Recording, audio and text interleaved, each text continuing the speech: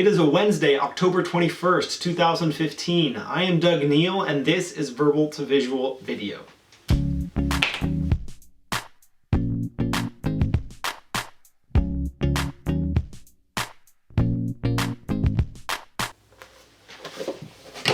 Today is the third in a four-part series on how to create a sketchnoted video using an iPhone. Yesterday, I showed you three different potential setups that you could use. I am going with the third option here, using this tripod with the iPhone at a slight angle. I'm going to be sketching on this 9x12 sketchbook. There are two stages to the recording process, which is what we're going to focus on today. At least two stages in the simplified approach that I'm taking for this video. What I'm going to do first, stage number one, is recording the actual sketching of ideas onto the page. Stage two will be recording my face for a little bit of an intro and an outro, similar to these videos, and also to record the audio that I will have going on in the background while you're seeing the sketched elements once we put it all together. What I have to work from today is a rough sketch of what I will be getting onto this page here. There's this idea that I've been wanting to share, and this video, the video that I will create alongside you, hopefully you are following along here, I'm going to create a video on the topic of learning in public. As I will explain in this video that I'm about to create, learning in public is about documenting and publishing online your progress as you learn something new. So the set of ideas that I want to share in this video, harkening back to part one, the ideas that I'm going to share are around what it means, more specifically than I just described, what it means to learn in public and why you might want to do that. The second piece from part one, the audience, in my case is the World Wide Web. I will be publishing this video online, but I'm specifically thinking of lifelong learners, people that enjoy the learning process, enjoy developing new skills and doing things with those skills. So it's kind of a type of person that I have in mind for my audience that spans a wide variety of age ranges, probably anywhere from college on, and even high school and middle school in some cases as well.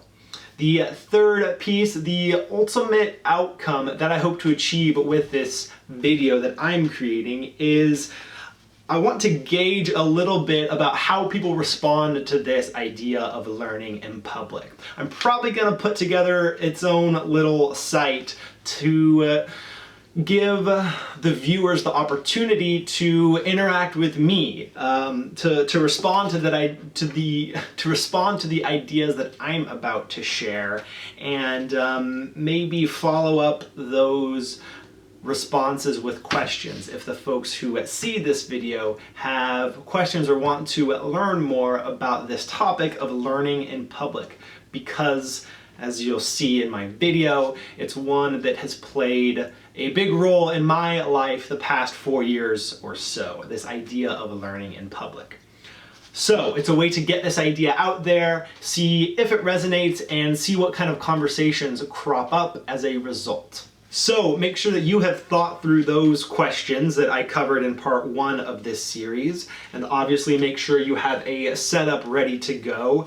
And before you start shooting, what I would also recommend doing is what I just did, and what I do for most of these videos, is I put together a little rough draft summary sketch of what I'm about to do on this page. It does not have to be polished. It really just gives me a bit of idea for layout, what ideas will go where, how much space I will actually have on the page, and just a general sense of the order in which I will sketch out these ideas. And what you could do, even what I have done in the past with some videos, is go through with a different colored pen and even number the parts of your sketch if you want to make sure that you have things in a particular order. Another tip, once you start recording, have your little cheat sheet off to the side, make sure you give yourself enough room as you are sketching. Each time that you think you might want to pause on that particular set of ideas that's on the page, make sure to pull your hand out of the frame so that you get at least a few seconds of video of just that blank page, because as you will see in part 4, with even just a little bit of space of the shot just on the page, you'll be able to extend that in case, as you're speaking, the audio part, in case that goes longer than the sketch does. You can kind of stretch out any segment of the video whenever you pull your hand out, and it won't look awkward with a frozen hand in a weird position there. So that's a little tip to keep in mind. Okay, time to get this set up. I'm going to try to keep this camera going the whole time while I am recording my version of this video here. So let's get it set up.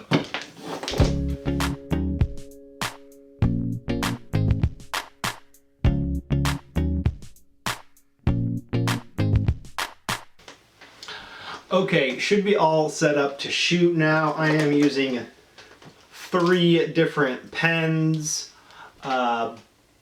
2 black Sharpies, 1 fine point, 1 ultra fine point, and then a blue fine point Sharpie here. Just to clarify too, I'm actually recording in video mode, not in time-lapse mode. That is because I think that in some cases the time-lapse mode will actually be recording video. It kind of automatically speeds it up for you, and I think that it would speed it up faster than I would actually want it. So I'm going to do the speeding up after the fact in the editing phase.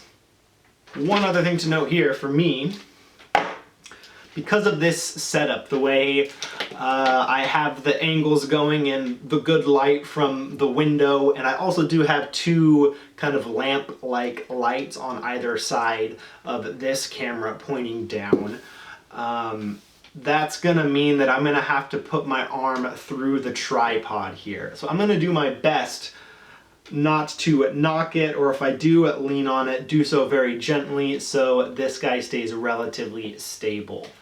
And regarding lighting, just make sure to pay attention that there is some direct light going directly on your surface here that preferably isn't right behind the camera, or if you can, the more light sources the better, so you don't have to worry about shadows. The issue with lighting is one that you might have to experiment with a little bit to make sure you get something that captures the image well. But in the best case scenario, I say if you have 1 light and you're doing a sketch like this, put it in front, kind of pointing this way. If you have 2 lights, maybe 2 on either side. Those are my suggestions. Let's start recording.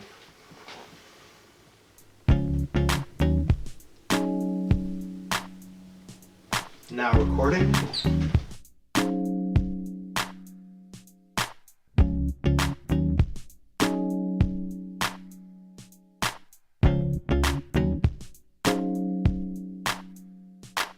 So I already noticed that I have slightly less room that I had planned for. So instead of doing some of the imagery in this larger blue color, I'm actually going to use the ultra fine point Sharpie for more than I expected. So doing a little bit of adaptation on the fly.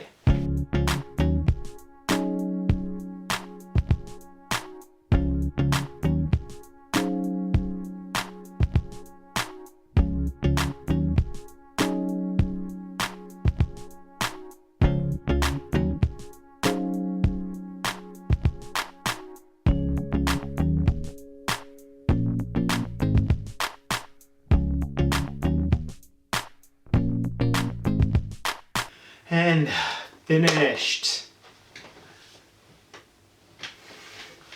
Stop this guy. show you guys briefly here.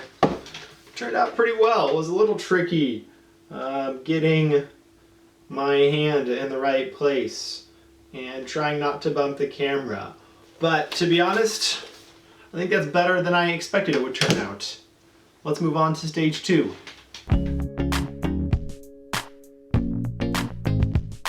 So what I'm going to try to do here is set up this camera so that it's facing me, but this camera is still capturing it to see the whole process.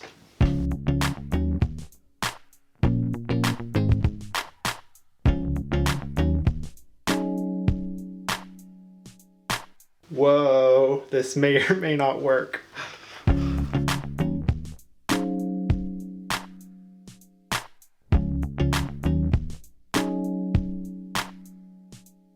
Okay, quick test run. Oh, whoa, this might work out very conveniently. I can see where my face is. And it's gonna, so to make this work, for you to be able to see everything, I would have to crouch like this to be able to be seen in my iPhone here. So I'm gonna stop this video where you see me so that I can back my iPhone up.